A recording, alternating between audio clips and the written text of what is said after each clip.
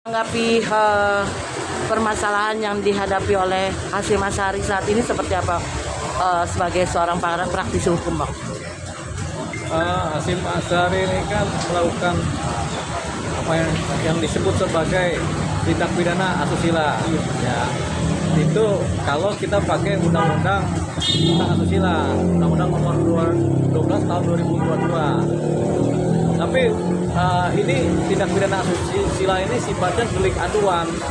Jadi korbannya harus melapor.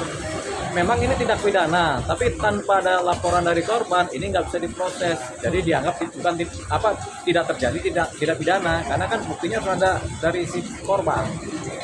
Jadi kita tunggu korban melapor apa tidak. Kan sampai sekarang korban belum melapor. Jadi ya, selamatlah dia dari dugaan tindak pidana si Hasyim Asyari ini. Tapi kan dia sudah dibuktikan dia melakukan yang namanya tindak pidana perbuatan asusila ini diproses oleh DKPP, PPH, Dewan Kehormatan lah ya dari KPU ya. Jadi dan sudah terbukti sehingga dia dianggap melakukan perbuatan asusila dan sudah dipecat kan. Begitu. Nah, tindakan dia ini waktu melakukan asusila ini terhadap perempuan yang jadi korban adalah tindakan yang memalukan karena dia adalah pejabat negara.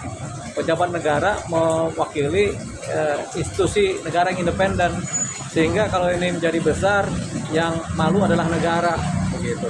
Nah, kenapa dia bisa menjadi ketua KPU sementara tabiatnya jelek? Ini masalah skenaring, masalah pemilihan dari anggota dewan terdahulu yang memilih dia menjadi ketua KPU. Jadi artinya apa? Proses seleksinya tidak berjalan secara baik. Tapi artinya sangat disayangkan nggak sih? Atau semua ini ada unsur memang dijebak gitu? Nggak ada, emang dia pelaku. Kalau dari sisi bagaimana prosesnya, bagaimana kronologisnya, dia adalah pelaku. Kenapa? Kan dulu dia pernah juga mengerjai yang namanya wanita emas tuh. Betul kan? Siapa namanya? Asna ini kan pernah juga Asna ini melaporkan wanita emas, melaporkan dugaan asusila yang dibuat oleh Hasyim Asyari. Kalau sampai 2 korban berarti kan dia adalah pelaku yang secara sengaja atau punya tabiat yang memang begitu. Bang, apakah dengan dia diberhentikan saja itu hukuman sudah selesai atau masih ada hukum-hukum mungkin yang berjalan? Kalau secara hukum tata negara, ya itu selesai dia dengan dipecatnya karena itu kan bukan pidana yang dilakukan atau yang dikerjakan oleh DKPP itu bukan persoalan pidana tapi persoalan